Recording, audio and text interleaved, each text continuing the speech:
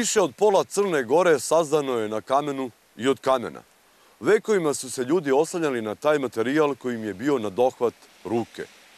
Ljudi su od kamena gradili sve što se sagraditi moglo, počev od kuća, preko crkava i mostova, pa do čitavih gradova. Zlatko Vujotić iz Podgorice već godinama u kamenu gradi i obnavlja sve ono što su vreme, ljudi i zemljotresi uništili.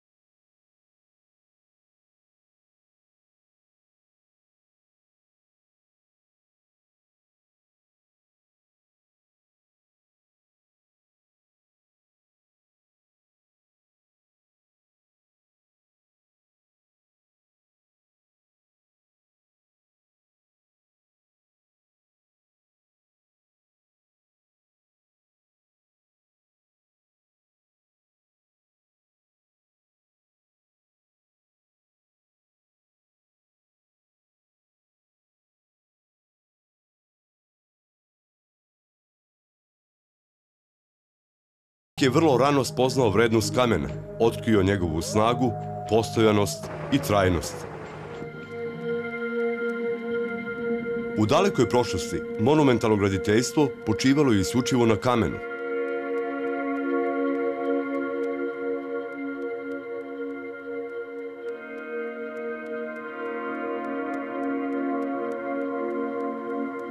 Od kada brojimo godine, brojimo i građevine koje je čovjek svojom rukom oblikovao u kamenu.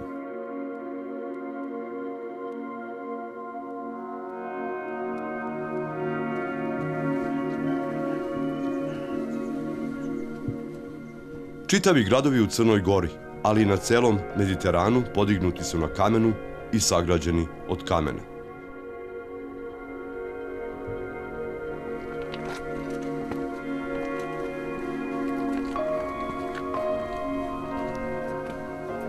Svaki beleg u Starom Baru sazdan je od kamena i ispisan u kamenu.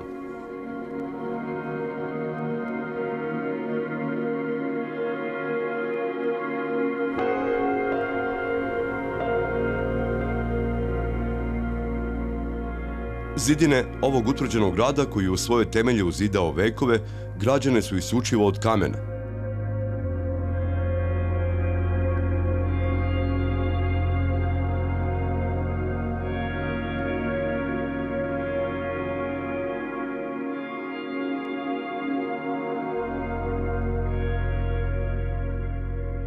Akvadukt kojim je sa planine Rumije stizala voda u ovaj kameni grad također je sazidan od kamena.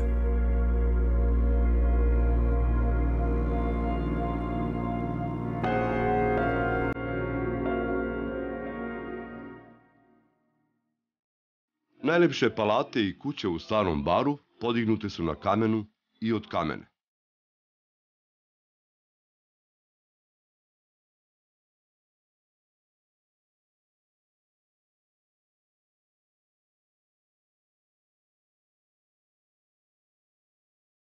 Crkve su ovde, kao i na celom Crnogorskom primorju, građene isključivo od kamena.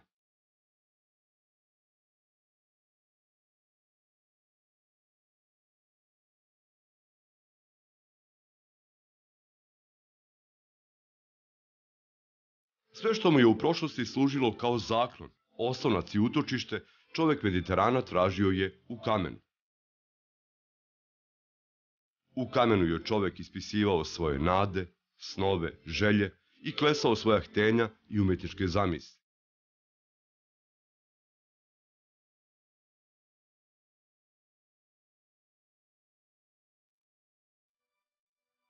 Svuda po Crnoj Gori samo kamen, kao temelj i kao znamen.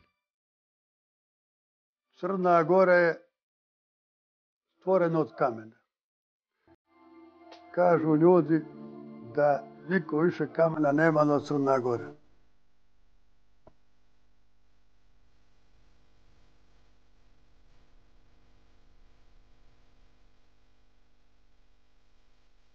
I drugi gradovi na Crnogorskom primorju, počev od Budve preko Kotora pa do Perasta, isklesani su u kamen.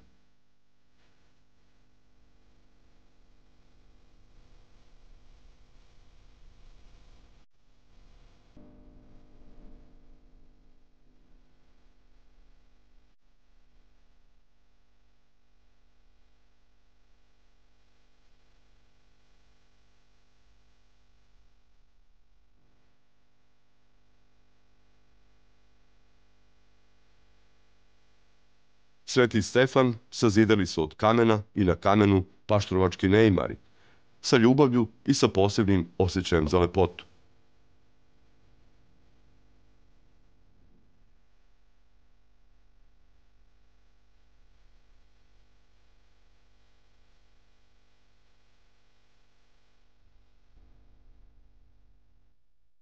Nema Crne Gore.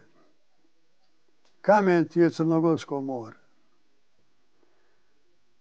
Kamen će se naći svuda. Crnogorska to je ruda. Od te kamene rude ljudi su u Crnoj Gori gradili i svoje prve kuće.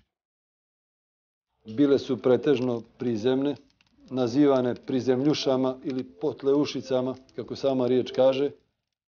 U početku su bile i bez prozora, imali su samo par niša koje su se zatvarale vunom ili parčetom daske. Krovovi su bili od slame. Uglavnom, možemo reći da je crnogorska kamena kuća u nekom svom predanom graditeljstvu dosta skromna, sa dosta jednostavnom kamenom plastikom koja je jako i prepoznatljiva.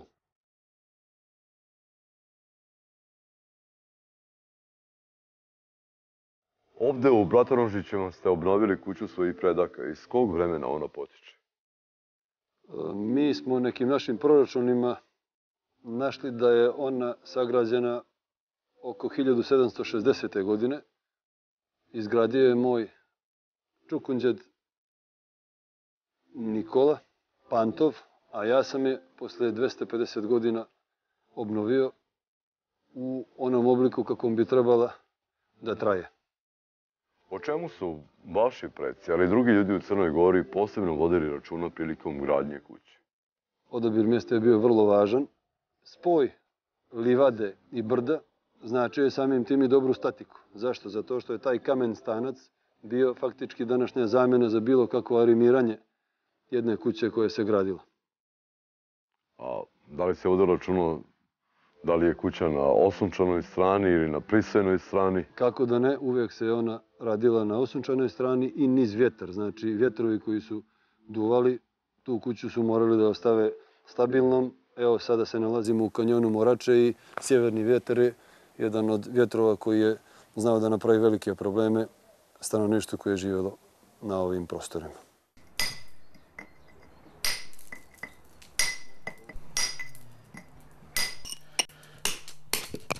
Već vekovima u Crnoj Gori kuće se grade od kamena. Šta je pre pojave maltera, odnosno betona, bio vezivni materijal? Čime su se spajala dva kamena? Kamen koji se tada koristio za gradnju morao je da bude obrađen u geometrijskoj formi koji je omogućavao naslanjanje jedan na drugi. Vezivno tkivo je tek pripomoglo spajanju kamena na zidovima i koristilo se od kreča, koristila se dlaka konjska, dlaka životinjska i jaja su se miješala sa tim materijalom i on je vremenom držao, a kasnije se pretvarao i u prašinu i nestajao. Znači, kuće su ostajale onako same po sebi oslonjene na svoj kamen koji je geometrijski precizno slagan.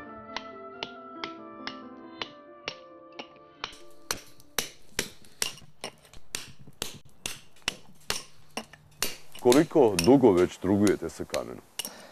Pa počeo sam mali, ka djetić, možda od 12 godina, prvo neke pozide onako među to, ali već od 22-3 godine sam uložio da radim i kuće i tako već. To je bio težak posao. Danas, recimo, jedan savremenik našeg doba napravi po 3 kuće, a u doba kad su se ove kuće gradile, jedna kuća bila je sklonište i za 3 generacije.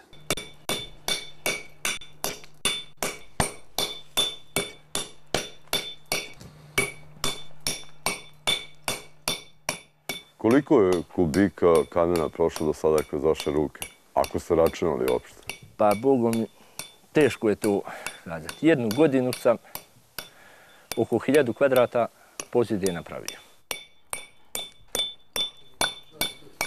Šta još majstor, osim žice i duše kamena, mora da zna kad uzme komad kamena u ruke?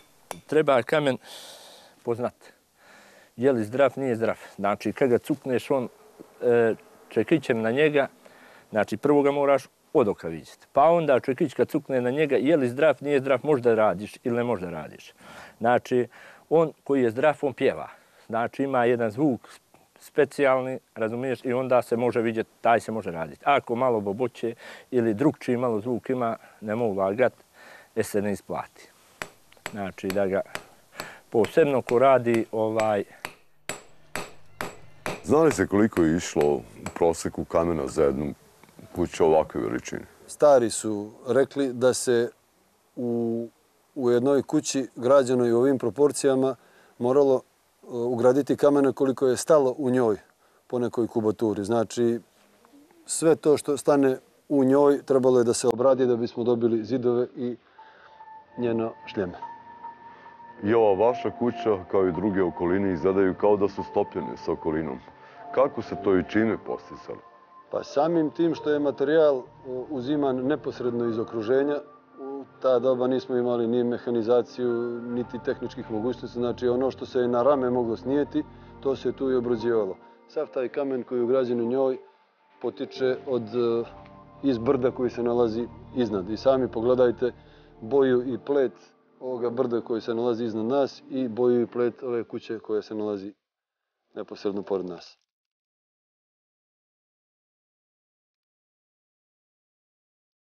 Neizostavan deo crnogorske kuće od kamena je ognjište, jer je ono uvek bilo od kamena. Po pravilu jeste. Uvijek se okruživalo sa par isklesanih kamenih detalja. Dno je bilo također moglo biti od kamene ploče, a moglo je biti od gline u područjima gdje je te gline i bilo. Ognjište je uvek činilo centar kuće. Šta se sve oko njega dešavalo i šta je ono sve simbolizovalo? Oko ognjišta su se donosile sve važne odluke, vezane po porodicu, vezane po bratstvo, pleme i državu na kraju krajeva. Samim tumačenjem da je jedno ognjište ugašeno, značilo je da je ta kuća izgubila svoje potomstvo i svoju lozu.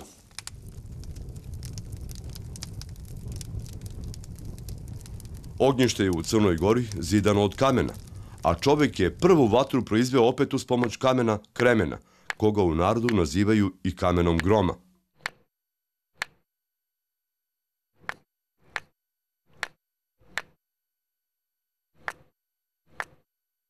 Mnogim ugaslim ognjištima i urušenim kućama vi ste vratili ili udahnuli novi život.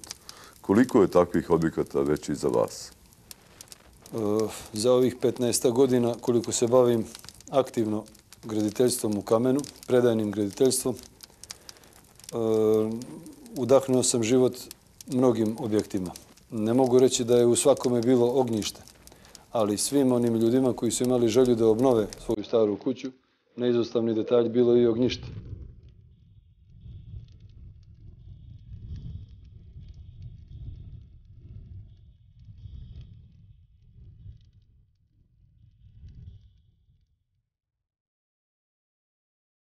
I ovo je jedan od objekata koji je vaših ruku delo. Na koji je način rađen?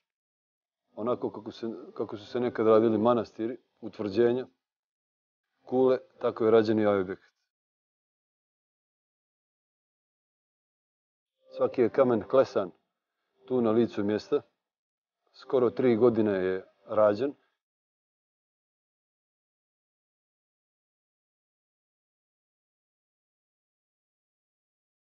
Želio sam da nešto na arhaični način napravim i napravio sam ga.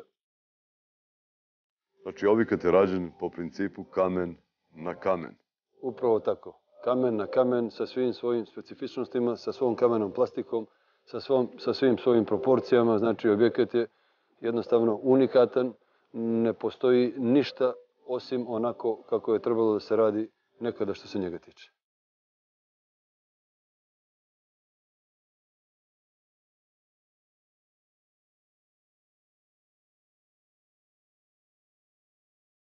Ovaj objekat je građen na volat, kao što su se nekada i gradile kuće na sprat na celom crnogorskom primorju. Je li volat imao samo funkciju ukrasa ili i neku drugu namenu? Volat po svojoj nekadašnjoj statističkoj potrebi ima i utemeljenje. Znači, na njemu je ozidano sve ovo ostalo gore.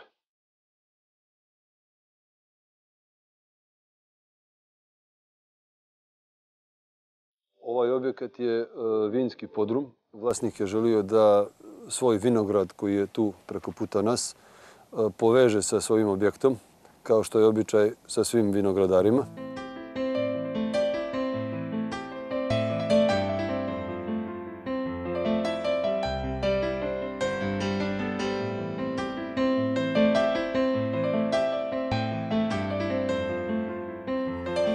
Zlatko Vujotić je radio i na obnovi nekih od palata u Perastu.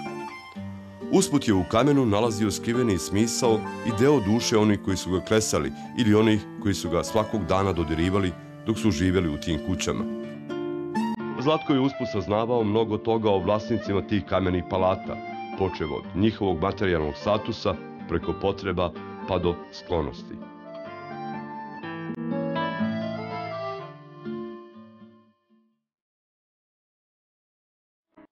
Zašto kuće u kojima niko ne žive stare i propadaju pre nego one u kojima traju ljudi i život? To je tako. Možemo posmatrati kuću i kao živi organizam. Kuća u kojoj se živi, ona je vitalna. Znači, kuća koja se provetrava, kuća u kojoj dimi oganj, što bi mi stari rekli, ona živi, ona se prati, ona se i dogradi. Međutim, odlaskom čovjeka iz nje, kao da tuguje za njime i ona se vrlo brzo urušava.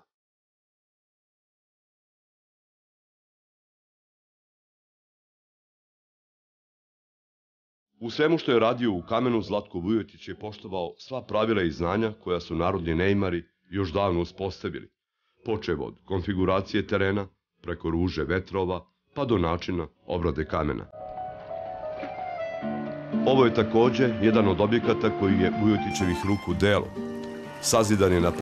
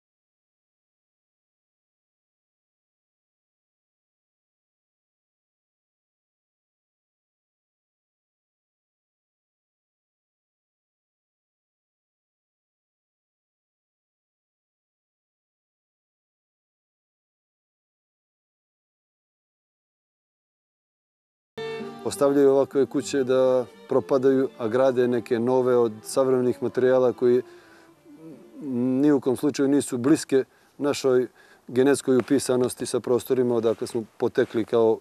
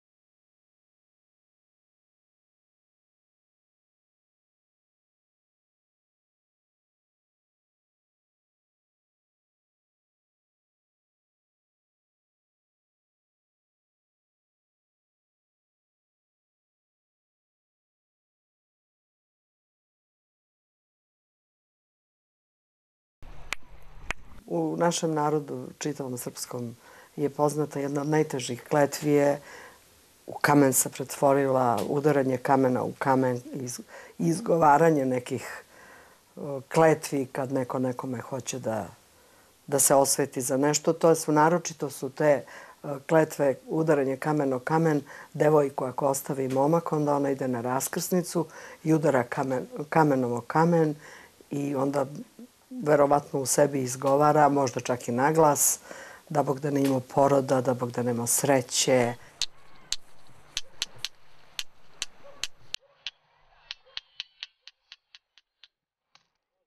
Kamen je u mnogim narodima korišćen za kažnjavanje, odnosno kamenovanje, lopova, razbojnika i preljubnica.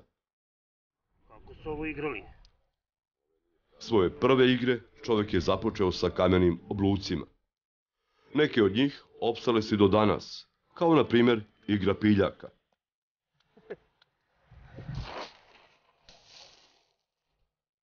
Svoju snagu čovek je sa drugima odmeravao opet sa kamenom.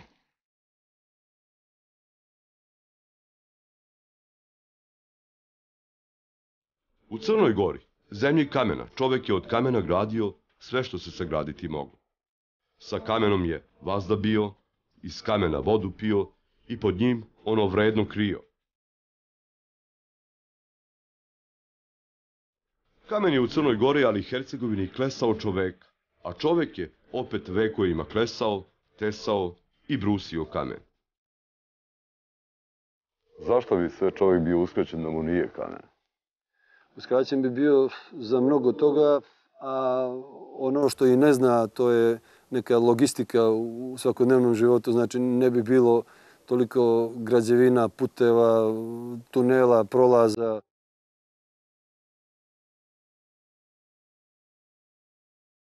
Kamene, ali i one druge obale reka čovek je često povezivao kamenom. I tako su nastale neke od najlepših ćuprija na prostoru Balkana.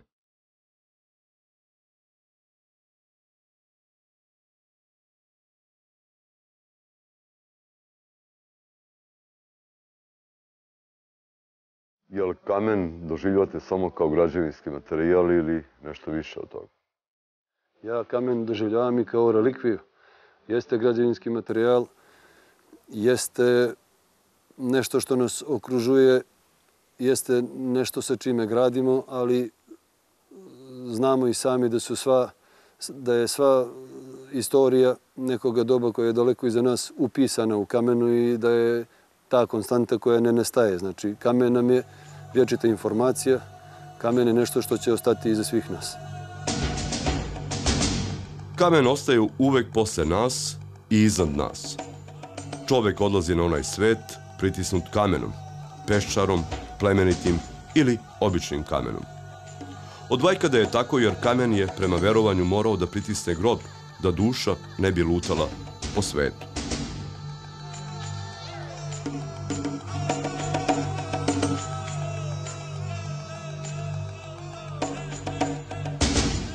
Jedna stara izreka kaže ovako da se i vreme plaši kamena. Šta mislite zašto? Ja mogu reći samo da je kamen konkurencija vremenu. Znači, njega je nemoguće uništiti. On u raznim oblicima iz raznih stanja prolazi kroz vjekove. Znači, od ove stijene koju vidimo pa do onoga pijeska u koji se pretvori kad ga morača odnese, on sa nama i živi i putuje. Sve se menja, sem kamenja. I sve prolazi i nestaje, samo kamen ostaje.